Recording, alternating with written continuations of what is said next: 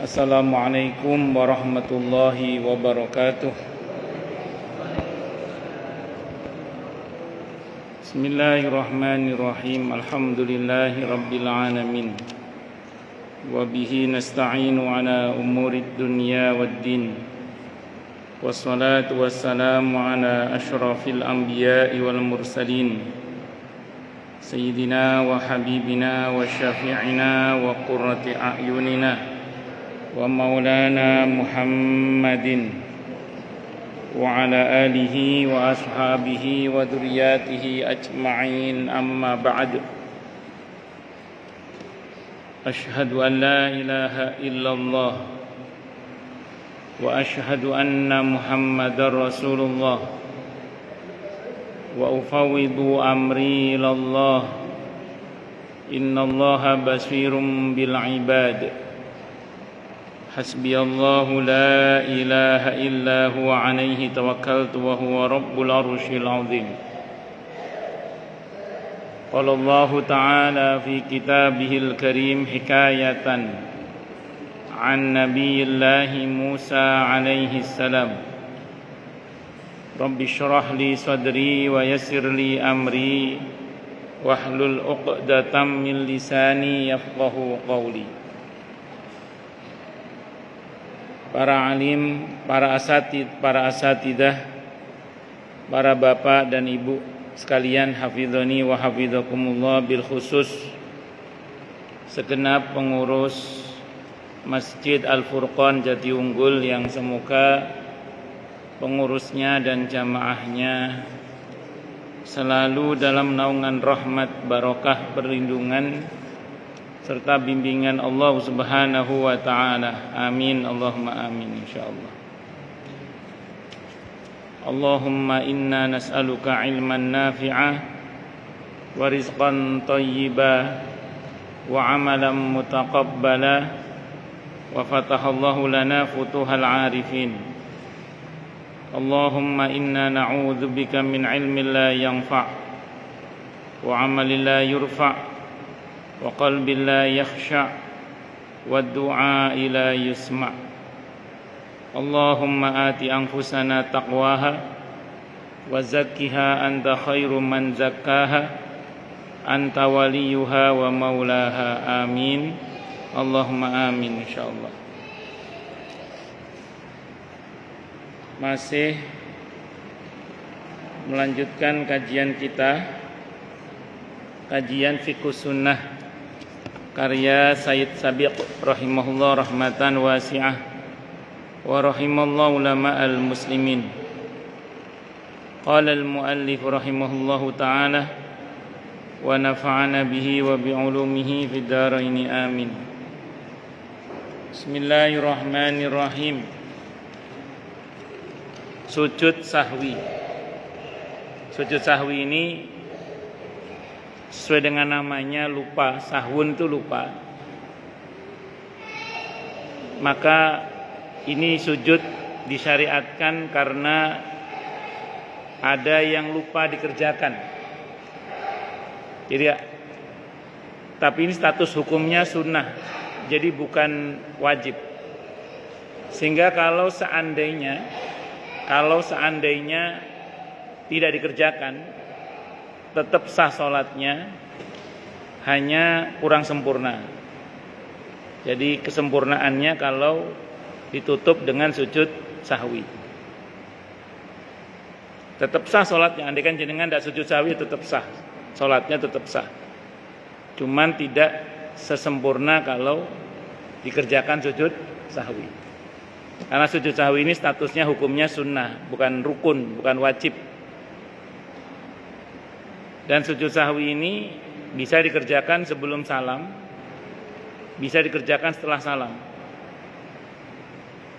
Kalau bicara idealnya, kalau ingatnya sebelum salam, dikerjakan sebelum salam.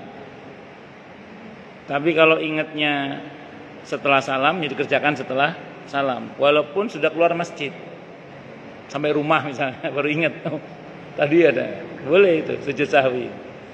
Karena itu pernah terjadi pada Nabi kita Muhammad sallallahu alaihi wasallam ketika beliau sudah duduk-duduk di pohon kurma itu, baru diberitahu Nah, baru kemudian beliau sujud sahwi.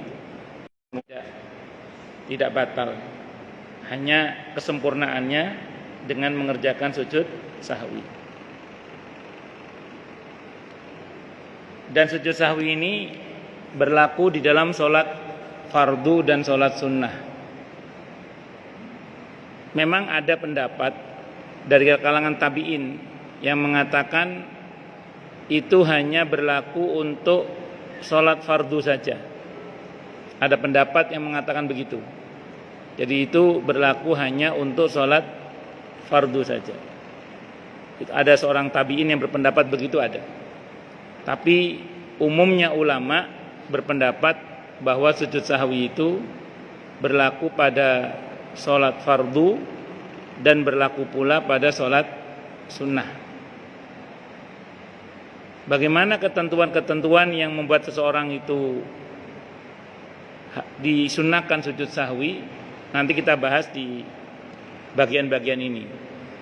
Cuman ada nanti di bagian ini yang nggak dibahas, seperti misalnya karena lupa kunut subuh bagi yang bermadhab Syafi'i. Jadi bagi yang bermadhab Syafi'i, kunut subuh itu sunnah ab'ad. Kalau tidak kunut subuh maka disunnahkan untuk sujud sahwi. Lalu bagaimana kalau orang yang bermadhab Syafi'i bermakmum kepada imam yang tidak kunut? Maka dianggap imamnya lupa. Kalau dalam madhab Syafi'i ya, saya baca dalam kitab Minhajul Zain Syekh Nawawi Al-Bantani rahimahullah, maka dianggap imamnya lupa. Terus kemudian makmum ini ketika imam salam dia sujud sahwi, atau ikut salam bersama imam nanti sujud sahwi sendiri. Itu disiplin madhab Syafi'inya. Tapi ada pendapat lain yang mengatakan kunut subuh itu bisa diganti dengan Rabbana atina fid dunya hasanah wa fil akhirati hasanah wa qina adzabannar. Jadi ketika imam i'tidal, sami Allahu liman hamidah, yang rakaat kedua itu ya, Rabbana walakal hamdu itu, terus karena imamnya enggak kunut, maka yang bermadzhab Syafi'i menambah bacaan Rabbana atina fid dunya hasanah wa fil akhirati hasanah wa qina adzabannar. Itu sama dengan mengganti doa kunut. Nah itu enggak usah, kalau udah baca itu enggak usah sujud sahwi. Enggak usah sujud sahwi. Biar orang enggak heboh, saran saya kalau memang mau sujud sahwi sebagaimana yang pertama tadi, ikut salam bersama imam saja. Nanti sujud sahwinya di rumah enggak apa-apa. Biar enggak bikin heboh di tempat itu. Nah, kalau saya secara pribadi, saya kan bermadzhab Syafi'i ya. Nah, saya kalau saya pribadi itu menyempatkan waktu baca Rabbana atina fid dunya hasanah wa fil akhirati hasanah wa qina adzabannar, sehingga saya tidak perlu sujud sahwi. Itu seperti itu. Dan ini bukan masalah prinsip. Enggak usah berantem gara-gara ini.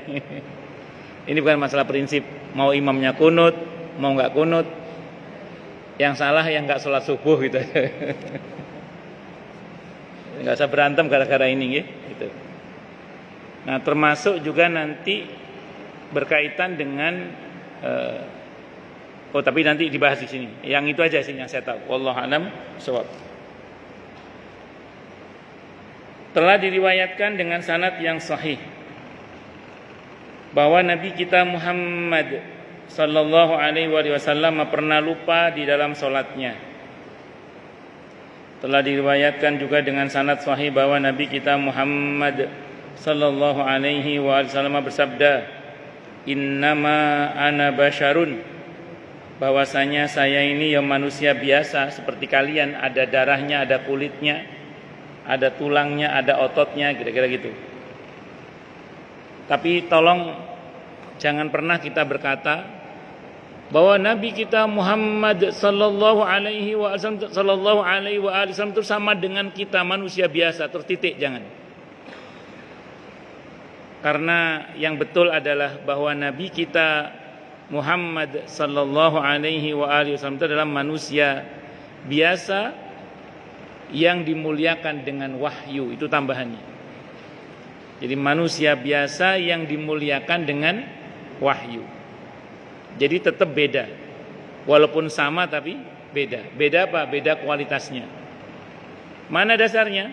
Al-Kahfi ayat 110 itu dasarnya. Innama ana basyarum mislukum yuha ilayya. Itu bedanya. Yuha ilayya itu bedanya. Kita enggak yuha ilayya. Nah, itu bedanya. Jadi jangan pernah berkata Nabi itu manusia biasa seperti kita terus titik, jangan. Nabi kita Muhammad sallallahu alaihi wa alihi wasallam adalah manusia biasa yang dimuliakan dengan wahyu. Jadi tetap beda ya, beda. Ansa kama tansauna, aku bisa lupa sebagaimana kalian ya bisa lupa. Fa idza nasitu, maka apabila aku lupa, fadzakiruni, maka ingatkanlah aku. Di hadis yang lain, ana lam unsi walakin unsa. Aku ini tidak lupa sebenarnya, tapi oleh Allah sengaja dibuat lupa. Dan Nabi harus pernah lupa supaya tidak dituhankan. Dan Nabi harus pernah lupa supaya kalau umatnya lupa ada contohnya. Ngerti solusinya gitu. Dan sebagaimana sifat kemanusiaan yang ada sifat lupanya, maka Nabi juga bisa lupa. Karena manusia itu ma sesuatu, nusia yang dibuat lupa artinya. Ma itu manusia itu ma sesuatu, nusia yang dibuat lupa itu manusia. Makanya nasi itu dari kata nasia artinya lupa. Udah pas. Udah namanya manusia, makannya nasi lagi, udah pas itu. Manusia ma sesuatu, nusia yang dibuat lupa, makannya nasi. Nasi dari kata nasia artinya apa? Lupa. Wis pas, cocok ya. Allahu Akbar. Beliau telah mensyariatkan bagi umat beliau hukum-hukum yang terkait dengan lupa. Hukum-hukum itu kami ringkas dalam penjelasan berikut. Ini kalau lupa dalam sholat, ini ringkasannya. Yang pertama, cara sujud sahwi. Ini penjelasannya. Sujud sahwi adalah dua sujud, bukan satu sujud, dua sujud. Yang dilakukan oleh musolli, orang yang sholat sebelum mengucapkan salam atau setelah mengucapkan salam. Boleh sebelum salam, boleh setelah salam, bebas. Kedua cara itu benar, telah diriwayatkan Rasulullah Muhammad sallallahu alaihi wasallam di dalam sebuah hadis. Abu Sa'id Al-Khudri radhiyallahu an meriwayatkan bahwa Rasulullah Muhammad sallallahu alaihi wasallam bersabda, "Idza syakka ahadukum fi salatihi," apabila ragu siapa salah seorang di antara kalian di dalam salatnya, falam yudrik kam shalla, maka dia tidak mengerti berapa dia telah salat, salasan am arba'an, apakah 3 atau 4 rakaat, falyatrah asyaka, maka hendaklah dia mencampakkan atau membuang keraguannya itu, wal yabin alam mastayqana, dan hendaklah dia menetapkan apa yang diyakininya. Berarti kalau sholat ambil yang 3, jangan ambil yang 4. Berarti dianggap belum mengerjakan yang keempat. Karena al-aslu al-adam, hukum asalnya belum dikerjakan. Atau al-aslu lam yuf'al, hukum asalnya belum dikerjakan. Atau al-aslu bara'atud dhimmah, hukum asalnya bebas dari tanggungan. Summa yasjudu, kemudian dia sujud sajdatain dengan 2 kali sujud, qabla ayyusallima, sebelum dia salam. Hadisnya Sahih Muslim ini. Nah, jadi saya ulang, kalau seseorang lupa rakaat dalam hadis ini, lupa rakaat dan dia tidak bisa putuskan, maka segera ambil yang meyakinkan, yaitu yang rakaatnya lebih ringan, lebih sedikit. Berarti 3, nanti nambah 1 berarti. Terus sebelum salam sujud sahwi atau setelah salam sujud sahwi. Sujud sahwinya berapa? 2 kali. Berarti begitu, innaka hamidum majid. Terus doa-doa sebelum salam itu. Terus kemudian sujud. Kalau mau sebelum salam ya sujud. Allahu Akbar, iftirash, Allahu Akbar, sujud tahiyat akhir, langsung salam.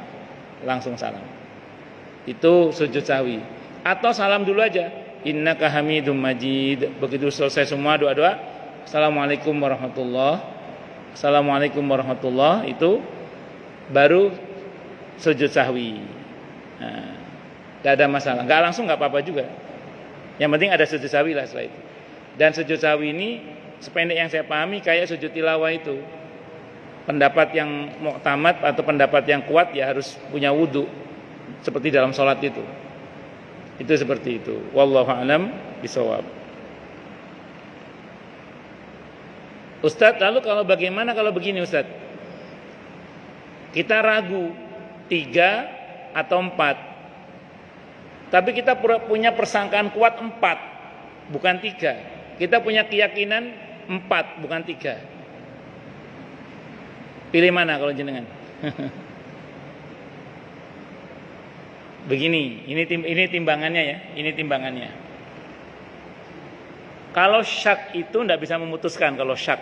Ini kan syak tadi, hadisnya syak. Syak itu ragu-ragu, 50-50, nggak bisa memutuskan. 3 apa 4, 3 atau 4, tidak bisa memutuskan. Itu baru sujud sahwi. Kalau jenengan kan di antara godaan setan kan orang dibuat lupa rakaat, tapi enggak, jenengan yakin 4 jenengan itu.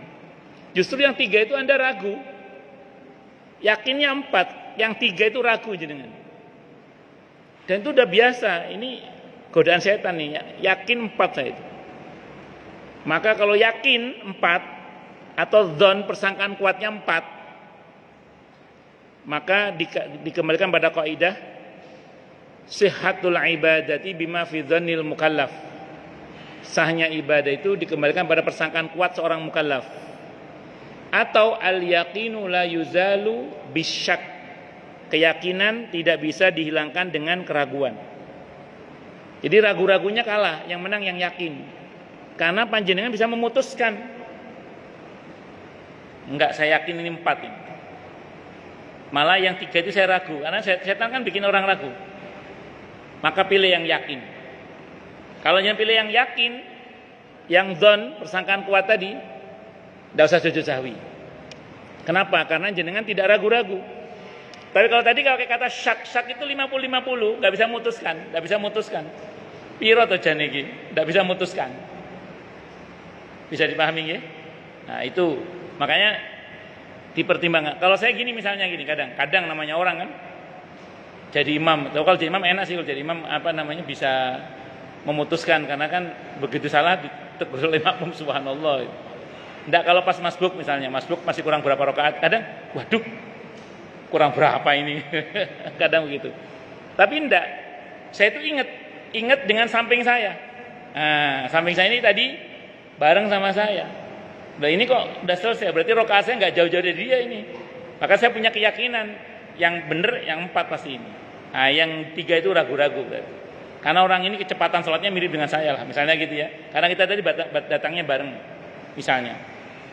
Jadi karena ada indikator yang menguatkan keyakinan saya dan saya tidak ragu, maka saya pilih yang yakin itu.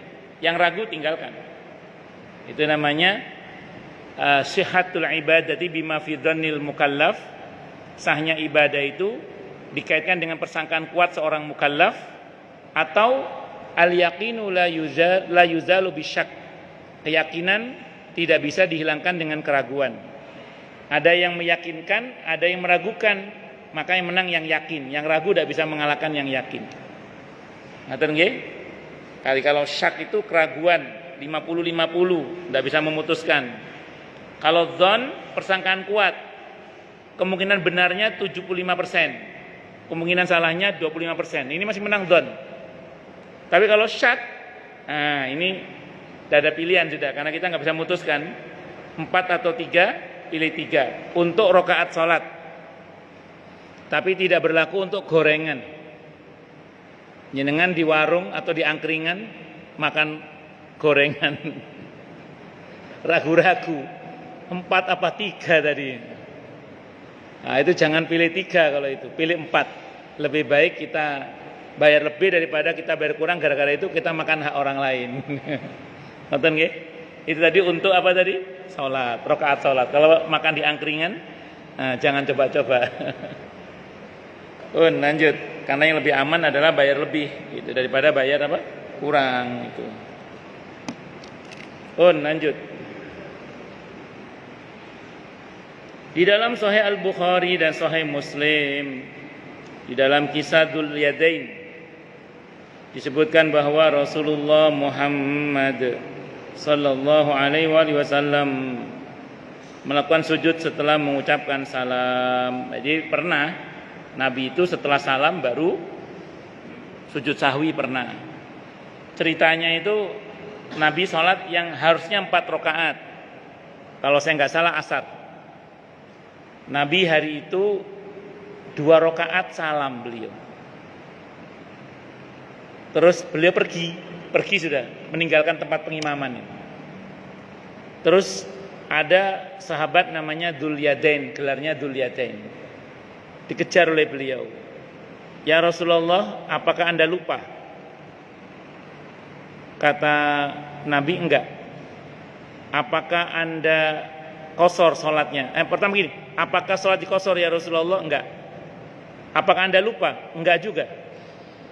Tapi tadi Anda 2 rakaat ya Rasulullah. Terus Nabi konfirmasi ke sahabat yang lain. Betul kata dia. Benar ya Rasulullah. Maka Nabi kembali ke tempat sholat, menyelesaikan sisanya yang 2 rakaat itu. Terus kemudian beliau salam, baru kemudian sujud sahwi. Jadi salam baru sujud sahwi. Itu seperti itu. Jadi kembali ke tempat sholat, menyelesaikan 2 rakaat, baru kemudian beliau apa? Sujud sahwi setelah itu. Berarti kalau kita punya kasus yang sama dong Ustaz. Itu kan tadi hadisnya ya. Setiap hadis ada fikih hadisnya biasanya. Setiap hadis ada fikih hadisnya biasanya. Kalau panjenengan begitu salam, tiba-tiba diingatkan, Pak, tadi sholatnya kurang 1 Pak. Udah salam nih, diingetin, tadi sholatnya kurang 1 tadi Pak. Kalau kita belum ngobrol kecuali dzikir, langsung nambah kurang 1, salam, sujud sahwi, atau sujud sahwi baru salam, terserah. Itu ulama insya Allah sepakat yang saya pahami, tidak ada masalah. Tapi kalau kita udah ngobrol, masa Pak? Ya kadang ada masa Pak, udah ngobrol ya. Ini ulama berbeda pendapat. Ada yang mengatakan batal sudah, harus ngulang dari awal. Tapi ada yang mengatakan selama jarak antara diingatkan walaupun ngobrol tadi itu tidak lama jaraknya, seperti Nabi tadi itu, maka boleh menambah kurangnya saja, terus salam seperti tadi baru sujud sahwi, atau sujud sahwi baru salam. Bisa dipahami ya? Nah, jadi kalau kecuali jangan diingetinnya sudah lama misalnya gitu, sudah lama diingetin, Pak tadi Bapak sholatnya kurang itu, loh kok gak diingetin dari tadi? Sudah ngopi, sudah makan, ya udah balik lagi dari awal, ngulang dari awal, karena sudah lama itu. Tapi kalau belum lama, sekedar 1 atau 2 rakaat sholat 5 menit lah, itu masih bisa langsung menambah kurangnya saja. Itu pendapat yang saya pilih yang itu. Jadi walaupun sudah ngobrol, asal belum lama pisahnya, nggak sampai 2 rakaat kira-kira, itu bisa langsung nambah kurangnya aja, terus sujud sahwi, atau sebelum salam sujud sahwi, terserah, monggo dipilih. Kalau di sini tadi salam dulu baru sujud sahwi. Lanjut. Yang paling utama yaitu melakukan sujud sahwi sebelum mengucapkan salam. Jika kasus lupa yang dialaminya sama dengan kasus lupa yang diriwayatkan dari beliau, di dalam kasus itu beliau melakukan sujud sahwi sebelum mengucapkan salam, atau melakukan sujud setelah mengucapkan salam. Jika kasus lupa yang dialaminya sama dengan kasus lupa yang diriwayatkan dari beliau, di dalam kasus itu beliau melakukan sujud sahwi setelah mengucapkan salam. Selain itu, ia boleh memilih antara melakukan sujud sahwi sebelum mengucapkan salam dan melakukannya setelah mengucapkan salam. Gini. Secara umum sujud sahwi boleh dikerjakan sebelum salam, boleh dikerjakan setelah salam. Ini rumus dasar dulu ya. Yang lebih baik menyesuaikan. Kalau ingatnya sebelum salam, sebelum salam. Kalau ingatnya setelah salam, setelah salam. Nah, itu aja rumusnya wis. Tapi secara umum silakan dipilih. Tadi saya contohkan, misalnya tadi berkaitan dengan bagi yang bermadzhab Syafi'i ya, kunut subuh tadi misalnya. Taruhlah dia saklek dalam hal ini sehingga dia menganggap bahwa ini sunnah bagi dia untuk sujud sahwi. Masalahnya kalau nanti tiba-tiba dia sujud sahwi, takutnya nanti makmumnya heboh. Akhirnya udah salam aja dulu, normal aja. Nggak usah pakai sujud sahwi, tidak ada masalah. Tapi nanti setelah salam dia sujud sahwi, biar nggak heboh. Itu pun setelah zikir dia sujud sahwi sendiri, tidak ada masalah. Atau tadi mengambil kesempatan saat i'tidal menambah Rabbana atina fid dunya hasanah wa fil akhirati hasanah wa qina adzabannar. Itu dalam mazhab Syafi'i dianggap sama dengan mengganti doa kunut dalam hal ini. Bagi yang bermadzhab Syafi'i ya. Wallahu a'lam bishawab. Lanjut. Asy-Syaukani rahimahullah berkata, pendapat yang terbaik di dalam hal ini adalah melakukan sujud sahwi sesuai dengan sabda dan perbuatan beliau sallallahu alaihi wasallam. Tapi semua ini konteksnya yang paling baik, bukan yang harus. Saya ulang, kalau pakem dasarnya sujud sahwi bisa dikerjakan sebelum salam, bisa dikerjakan setelah salam. Jika penyebab sujud sahwinya terikat dengan riwayat yang menjelaskan sebab Rasulullah Muhammad sallallahu alaihi wasallam melakukan sujud sahwi sebelum mengucapkan salam, maka hendaknya ia melakukan sujud sahwi sebelum mengucapkan salam. Jika penyebab sujud sahwinya terikat dengan riwayat yang menjelaskan sebab Rasulullah Muhammad sallallahu alaihi wasallam sujud sahwi setelah salam, maka ia harus melakukan sujud sahwi setelah salam. Itu aja, rumusnya itu aja. Jika penyebab sujud sahwinya tidak terikat dengan salah satu riwayat dari beliau yang menjelaskan sujud sahwi, maka ia boleh memilih antara melakukan sujud sahwi sebelum mengucapkan salam atau melakukannya tanpa membedakan antara ragu kelebihan rakaat atau ragu kekurangan rakaat. Intinya kalau menyesuaikan dengan riwayat yang ada itu lebih baik. Andaikan enggak pun juga enggak ada masalah. Hal ini sesuai dengan hadis yang diriwayatkan oleh Imam Muslim rahimahullah di dalam sahihnya dari Ibnu Mas'ud radhiyallahu an bahwa Nabi kita Muhammad sallallahu alaihi wasallam bersabda, apabila seseorang ragu apakah ia mengerjakan rakaat salatnya lebih atau kurang, maka hendaknya ia melakukan sujud sebanyak 2 kali.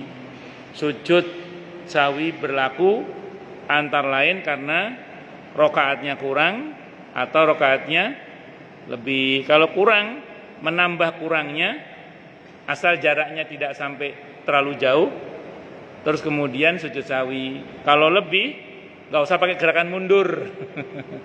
Kalau lebih ya sudah, lebih biarin aja dan tidak batal, nggak tahu. Nah, terus baru sujud sahwi. Lalu bagaimana Ustadz kalau seandainya imam rakaatnya lebih? Udah kita tegur nih, subhanallah, subhanallah, subhanallah. Imamnya terus. Itu saya pernah kejadian saat di kantor Kementerian BUMN sholat duhur. Orang pada teriak subhanallah, imamnya terus aja. Kata imamnya, udah terlanjur berdiri Ustaz, saya terus selesaikan aja sampai jadi 5 rakaat itu. Kalau secara fikih itu salah, secara fikih. Kalau secara hadis saya mau terangkan dulu gini. Pernah Nabi kita Muhammad SAW rakaatnya lebih 5 itu pernah. Jadi harusnya 4, 5 itu pernah. Sahabat tidak berani negur sampai Nabi salam. Sampai Nabi salam. Nah terus kemudian Nabi keluar dari masjid. Aukamakal ada sahabat yang nyamperin.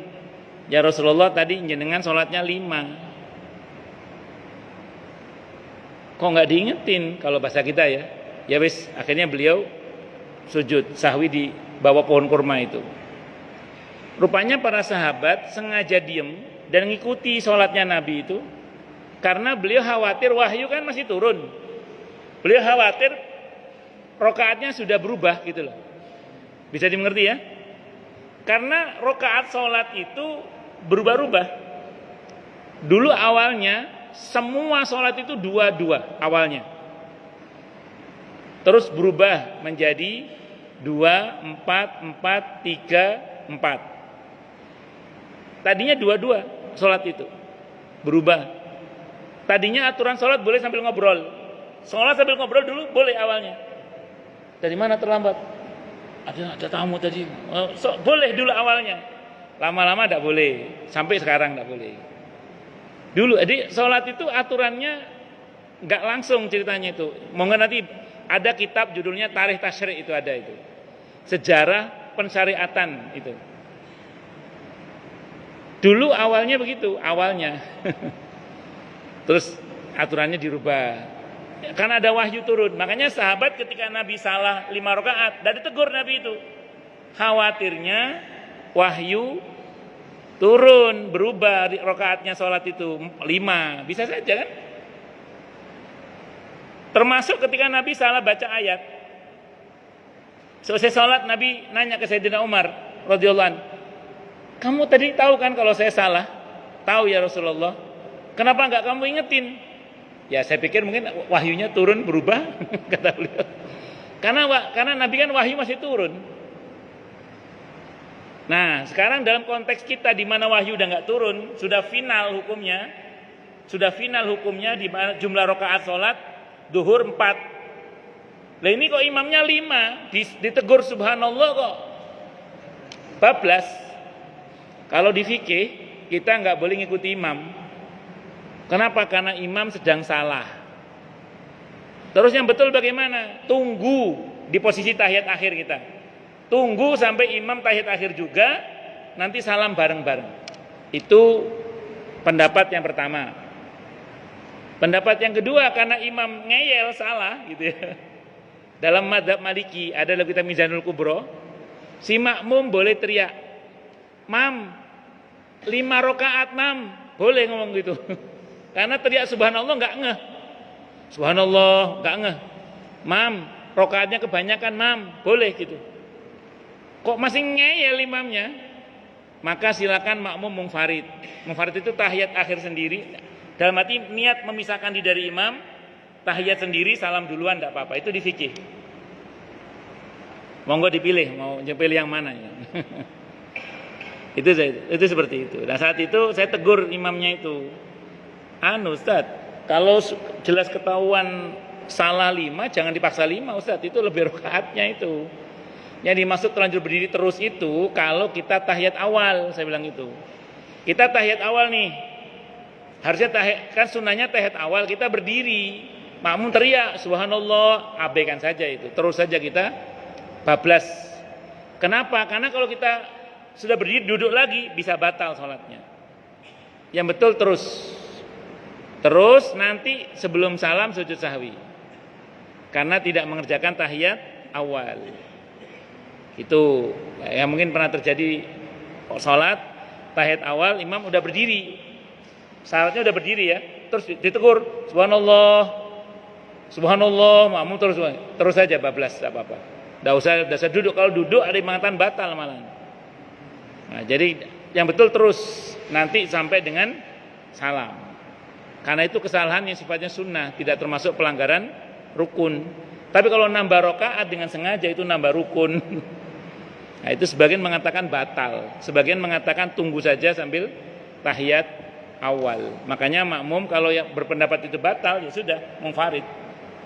Tahiyat duluan, salam duluan, selesai duluan. Itu seperti itu. Aduh terlanjur, dulu pernah di sini terjadi begitu. Yang lalu biar berlalu, ke depannya hati-hati itu aja. Yang lalu biar berlalu. Allahu Akbar. Pun lanjut. Itu di fikih ya tadi. Yang kedua, sujud sahwi disyariatkan pada kondisi-kondisi berikut. Yang pertama, bila ia lupa mengucapkan salam sedang sholatnya belum sempurna. Berarti salam duluan, ternyata rakaatnya kurang. Ya harus segera ditambah kurangnya nanti sujud sahwi. Hal ini sesuai dengan sebuah hadis yang diriwayatkan oleh Ibnu Sirin rahimahullah bahwa Abu Hurairah radhiyallahu anhu berkata, Rasulullah Muhammad sallallahu alaihi wasallam mengerjakan salah satu salat bersama kami. Beliau mengerjakannya sebanyak 2 rakaat. Kemudian beliau mengucapkan salam. Beliau kemudian bangkit menuju sebatang kayu yang ada di dalam masjid. Kemudian bersandar pada kayu itu, seakan beliau sedang marah. Beliau meletakkan tangan kanannya di atas tangan kirinya dengan menggabungkan antara jari-jari tangan kanan dengan jari-jari tangan kiri. Beliau meletakkan pipinya di atas punggung telapak tangan kirinya. Kaum muslimin biasa keluar dari masjid lebih awal, segera keluar melalui pintu-pintu masjid. Mereka berkata salatnya pendek.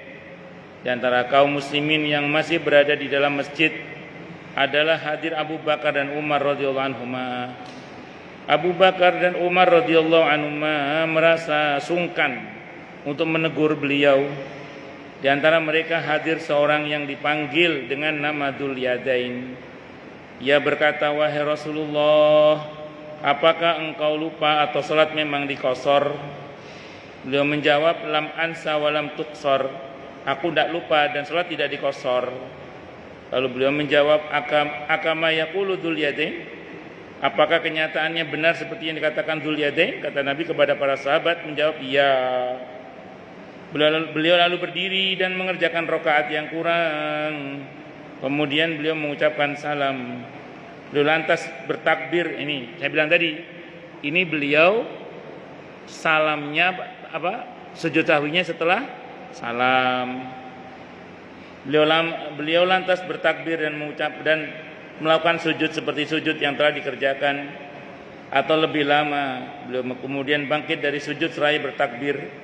Beliau bertakbir dan melakukan sujud seperti sujud yang telah dikerjakan atau lebih lama. Beliau lantas mengangkat kepalanya.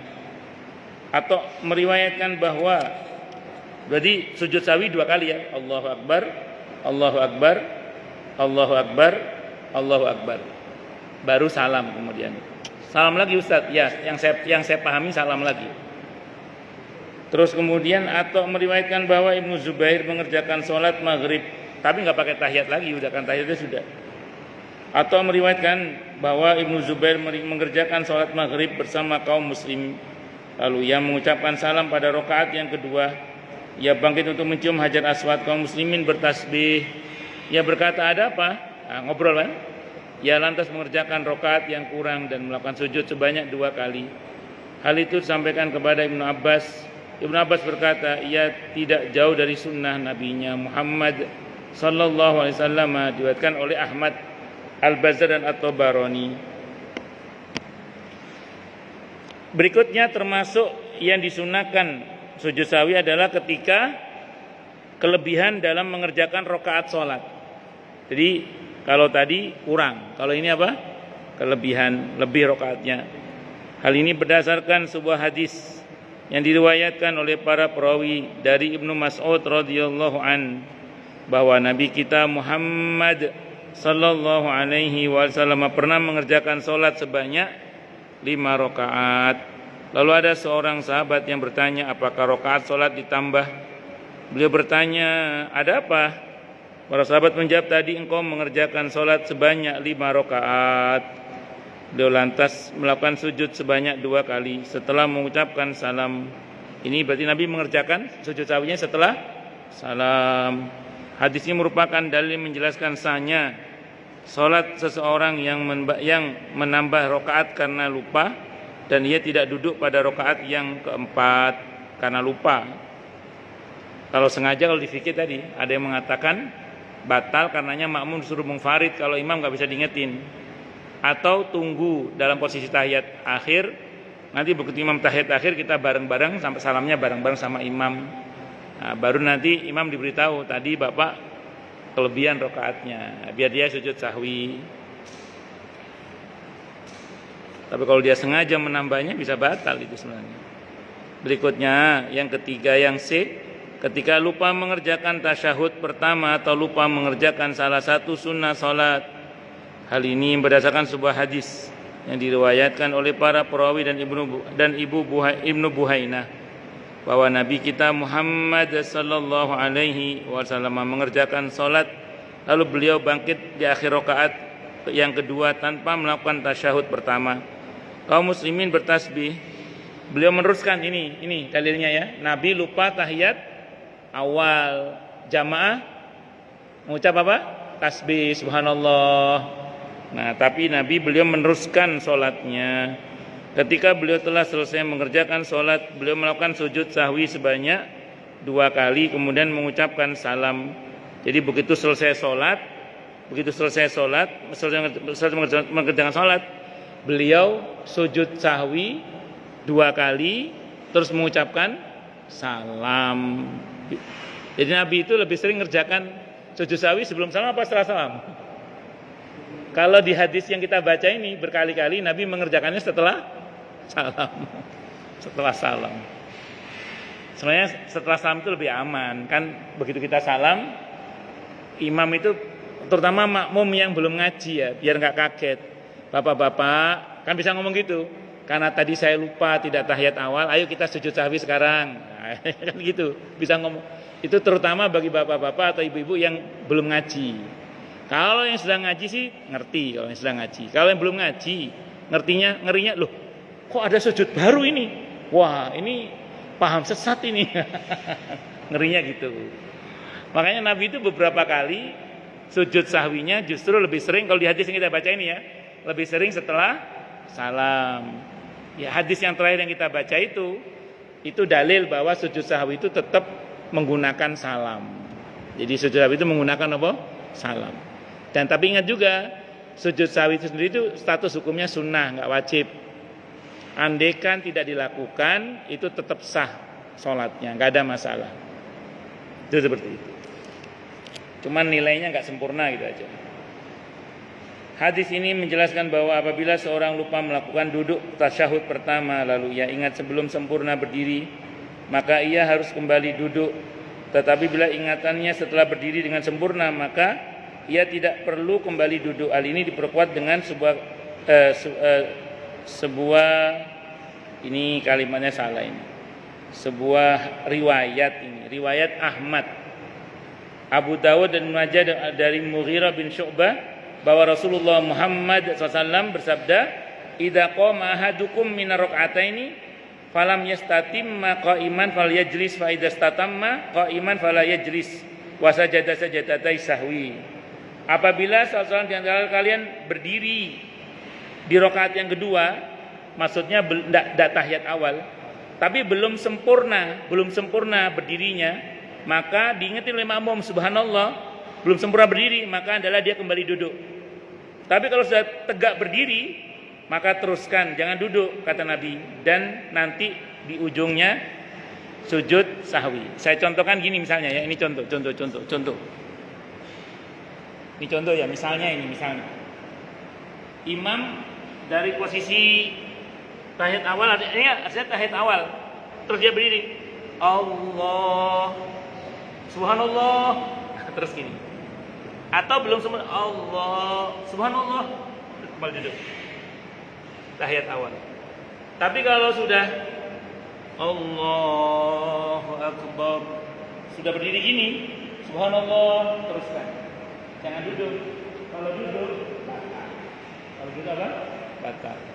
Kalau dalam fikih batal itu. Kalau duduk. Yang betul jangan duduk, terus. Yang lalu biarlah berlalu. Illa maqad salaf. Nggih, pun lanjut.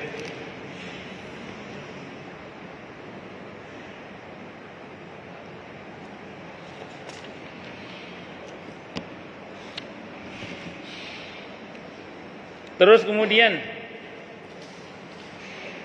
melakukan sujud sahwi ketika ia ragu di dalam sholatnya. Abdurrahman bin Auf radhiyallahu anhu aku mendengar Rasulullah sallallahu alaihi wasallam bersabda, apabila seseorang dari kalian ragu di antara salatnya hingga tidak tahu apakah ia telah mengerjakan 1 rakaat atau 2 rakaat, maka hendaknya ia meyakini bahwa yang telah dikerjakan baru 1 rakaat, 2 atau 1 pilih 1. Apabila ia tidak tahu apakah ia telah mengerjakan 2 rakaat atau 3 rakaat, maka hendaknya dia meyakini bahwa yang telah dikerjakan baru 2 rakaat. Apabila ia telah tahu bahwa apakah ia tidak tahu apakah ia telah mengerjakan sebanyak 3 rakaat atau 4 rakaat, maka hendaknya ia meyakini bahwa yang telah dikerjakannya berapa? 3 rakaat. Kemudian ketika duduk sebelum mengucapkan salam, hendaknya ia bersujud sebanyak 2 kali. Ini dalil sujud sahwi sebelum salam. Di dalam riwayat lain disebutkan bahwa Abdurrahman ibn Auf radhiyallahu anhu berkata, aku mendengar Rasulullah sallallahu alaihi wasallam bersabda, man shalla salatan yashukku fin nuqsani falyusalli hatta yashukka fi ziyadah. Barang siapa yang salat dengan satu salat yang ia ragu di dalam kekurangannya, ini sebenarnya berapa atau ini kurang 2 apa berapa misalnya gitu ya, kurang gitu, maka adalah dia salat hatta yashukka fi ziyadah, maka hendaklah ia meneruskan salatnya sampai ia ragu apakah rakaat yang dikerjakannya lebih. Jadi kalau bahasa sederhananya tadi 4 atau 3 ya, 3 berarti ambil 3 itu aja. Itu cara yang benar itu. Kalau ragu tapi kalau panjenengan yakin 4, justru yang 3 ragu, pilih yang 4. Itu rumus itu. Nah, jadi kalau Anda yakinnya 4, yang 3 itu malah ragu, pilih 4. Tadi saya contohkan, saya masbuk. Yang namanya manusia kadang kan lupa, blank. Tapi saya masih ingat, samping saya rakaatnya sama dengan saya. Dia sudah tahiyat akhir, berarti saya tahiyat akhir. Karena kecepatan salatnya mirip-mirip ini, ya udah, berarti saya tahiyat akhir. Karena saya yakinnya 4, yang 3 saya malah ragu. Nah, itu namanya al-yaqinu la yuzalu bisyak. Keyakinan tidak bisa dihilangkan dengan keraguan. Atau sihatul ibadati bima fi dzannil mukallaf. Sahnya ibadah itu dikembalikan kepada persangkaan kuat seorang mukallaf. Abu Sa'id Al-Khudri radhiyallahu anhu meriwayatkan bahwa Rasulullah Muhammad sallallahu alaihi wasallam bersabda, idza syakka ahadukum, apabila ragu seseorang di antara kalian fi sholati dalam salatnya, falam yadri salam, dan maka dia tidak mengetahui berapa dia telah salat, salasan am arban, apakah 3 atau 4, ini ceritanya ragu, fal yatrah asyaka, maka adalah dia membuang keraguannya, wal yabin ala mastaqon, dan menetapkan apa yang dia yakini, maksudnya yang 4 atau 3 berarti 3. Summa yasjudu, kemudian dia sujud sajadatain dengan 2 sujud, qabla ayyusallim, sebelum dia salam. Fa in kana shalla khamsan, maka apabila dia salat 5 rakaat, syufi'na lahu salatu, maka digenapilah untuknya salatnya. Wa in kana shalla itmaman al-arba', maka apabila dia salat dengan sempurna 4 rakaat, ya bagus, kanat targhiman lisyaitani, maka itu merupakan upaya untuk menundukkan setan. Jadi kalau misalnya dia kelebihan rakaat di hadapan Allah nggak ada masalah, itu dianggap sudah genap sholatnya itu. Tapi kalau dia tepat 4, ya itulah cara untuk menaklukkan setan dengan cara membuang keraguan. Setan itu kalau ada orang tidak ragu itu nggak seneng, makanya buang keraguan, pilih yang yakin gitu. Nah, setan itu kerjanya memang yuwaswisu fi sudurinnas, bikin was-was itu. Kedua hadis ini merupakan dalil yang memperkuat pendapat mayoritas ulama bahwa bila musalli ragu terhadap jumlah rakaat yang telah dikerjakannya, maka hendaknya ia meyakini jumlah yang lebih sedikit dan ia melakukan sujud sahwi. Wallahu alam bisawab. Baik, silakan yang mau tanya, protes, marah, boleh silakan. Monggo kalau ada. Kalau nggak ada berarti jelas semua atau tidak jelas semua. Nggih, monggo.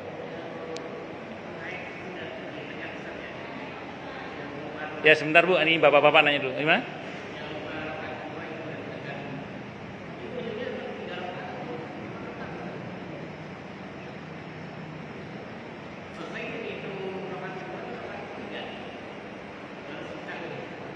Sebentar. Ada orang tadi gimana? Sholat? Oh 3. Masuk rakaat 3 itu ya. Enggak, jadi tahiyat awal itu bukan rukun. Sehingga kalau itu hilang, tidak menghilangkan rukun. Beda kalau Anda kehilangan duduk di antara 2 sujud. Kalau Anda kehilangan duduk di antara 2 sujud, berarti hilang 1 rakaat. Contoh gini, contoh. Contoh ini. Orang bersujud pertama. Allahu Akbar, bersujud pertama kan? Terus dia Allahu Akbar, lupa dia. Tapi duduk di atas sujud dia tidak duduk. Berarti dia kehilangan satu rukun, berarti kehilangan satu rakaat. Kehilangan satu rukun berarti kehilangan satu rakaat. Kalau kehilangan tahiyat awal itu tidak kehilangan satu rakaat, karena dia kehilangan sunnah, bukan kehilangan rukun. Jadi sehingga ketika dia bablas berdiri itu masuk rakaat ketiga, bukan rakaat kedua. Jadi bangun, ya, jadi bangun ya. Monggo yang lain silakan.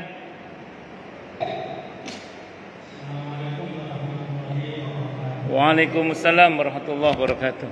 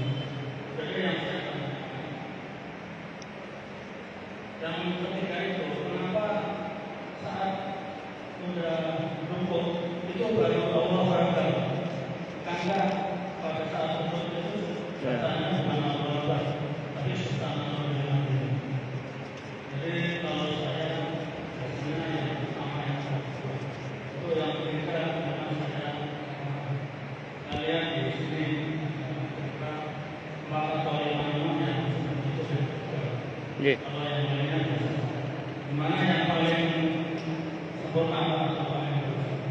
Sependek yang saya ngaji, gerakan takbir tadi kan namanya takbir intikal, takbir perpindahan. Takbir perpindahan itu dibacanya sebelum posisi rukuk sempurna. Jadi kalau orang misalnya Allahu Akbar itu benar itu. Atau tadi Allahu Akbar baru begini misalnya itu tidak ada masalah. Yang masalah itu justru gini. Rukuk dulu baru Allahu Akbar. Ini dikomentari oleh para ulama itu salah. Jadi posisi mengucapkan takbir itu saat pergerakan intikal itu. Jadi jangan dengan dalih supaya nanti makmum gerakannya sama, dia rukuk dulu. Allahu Akbar. Sami Allahu liman hamidah itu salah. Yang betul adalah Allahu Akbar ikut gerakan. Atau Bapak mengatakan Allahu Akbar baru kemudian rukuk. Tidak ada masalah kalau itu. Yang masalah itu justru sudah sempurna rukuk baru mengucap Allahu Akbar.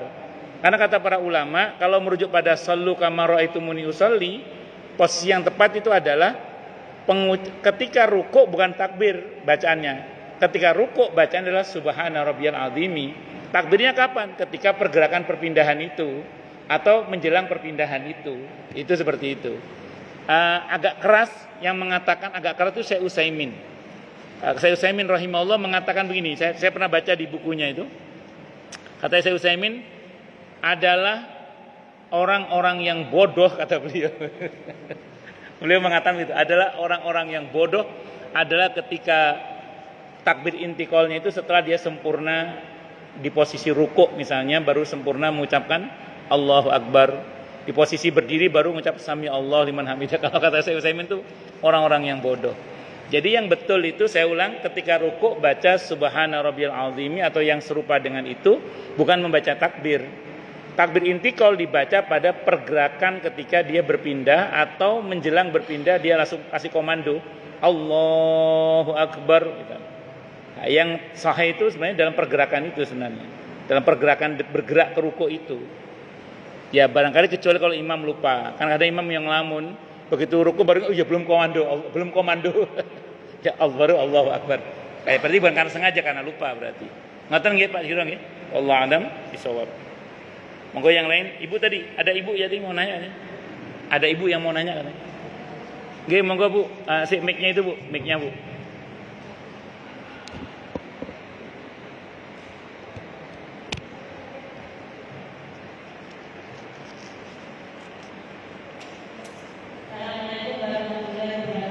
Waalaikumsalam warahmatullahi wabarakatuh.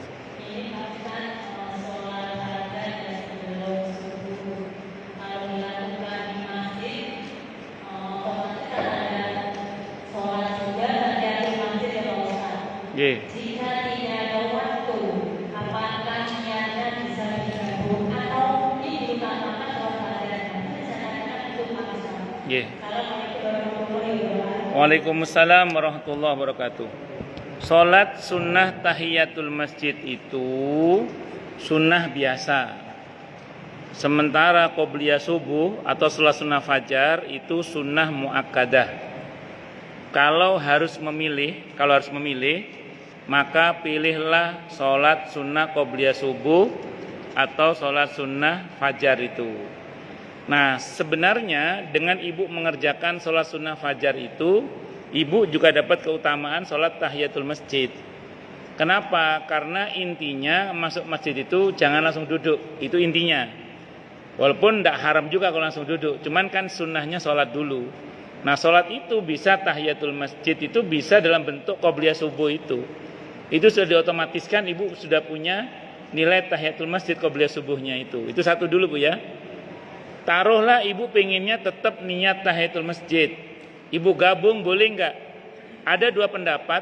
Pendapat yang saya pilih boleh. Berdasar hadis wa innama likulli imri'in ma nawa. Setiap orang mendapatkan apa yang dia niatkan. Asalkan frekuensinya sama-sama sunnah. Jadi qobliyah subuh plus tahiyatul masjid boleh, tidak ada masalah. Yang enggak boleh adalah sholat subuh plus qobliyah subuh, itu tidak boleh. Karena gabung fardu dan sunnah itu. Nah itu Bu, jadi nggak ada masalah kalau ibu mau niat dua juga nggak ada masalah. Cuman kalau saya memahami qobliyah subuh itu sudah bernilai tahiyatul masjid. Ada kaidah, ini kaidah fikih bunyinya gini. Likulli waktin ibadatun wa likulli ibadatin waktun. Setiap waktu ada ibadah yang bisa dikerjakan, setiap ibadah ada waktunya. Ketika kita masuk masjid dan kita memilih qobliyah subuh, saat itu juga qobliyah subuh kita bernilai tahiyatul masjid. Karena saat itu ada sholat yang bisa kita kerjakan, namanya apa? Tahiyatul masjid. Kayak besok ini kita puasa Arafah, gak usah niat puasa Senin, gak usah niat puasa Kamis. Itu kita insya Allah tetap dapat keutamaan pahala puasa Kamis. Karena puasa Arafahnya dikerjakan di hari Kamis. Yang kurang tepat kalau ibu niat puasa hari Kamis, padahal itu hari Arafah. Nah, karena yang ditekankan puasa Arafahnya, bukan puasa Kamisnya pada saat itu. Tidak nyaman, Ustaz, saya gabung aja, boleh nggak? Boleh, tidak apa-apa. Karena sama-sama sunnah. Jadi niat puasa Arafah plus niat puasa Kamis. Cuman kalau saya nggak, saya gabung, saya niat puasa Arafah saja. Dan karena saya punya keyakinan itu langsung diotomatiskan punya keutamaan puasa hari Kamis. Karena kaidah tadi, likulli waktin ibadatun wa likulli ibadatin waktun. Setiap ibadah ada waktunya, setiap waktu ada ibadah yang bisa dikerjakan, termasuk tadi itu. Nah, ini termasuk diskusi fikih ya. Ini kan besok ada kesunahan setelah salat Id memotong binatang kurban. Sebagian ada yang ngerangkep dengan akikah. Boleh enggak itu? Ulama berbeda pendapat.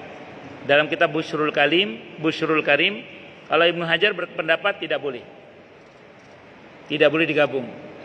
Tapi Imam Romli mengatakan boleh digabung. Argumentasi hukumnya sederhana. Kalau kata Ibnu Hajar, beda kurban sama akikah. Akikah tidak terbatas waktunya. Kalau kurban kan terbatas waktunya. Ketentuannya juga setelah sholat Id. Kalau kurban kan, kalau akikah kan kapan saja. Itu pertama. Tapi kalau Imam Romli mengatakan tidak apa-apa. Kenapa? Karena substansinya sama, motong. Substansinya sama apa tadi? Motong. Nah, di hari tasyrik berarti sekalian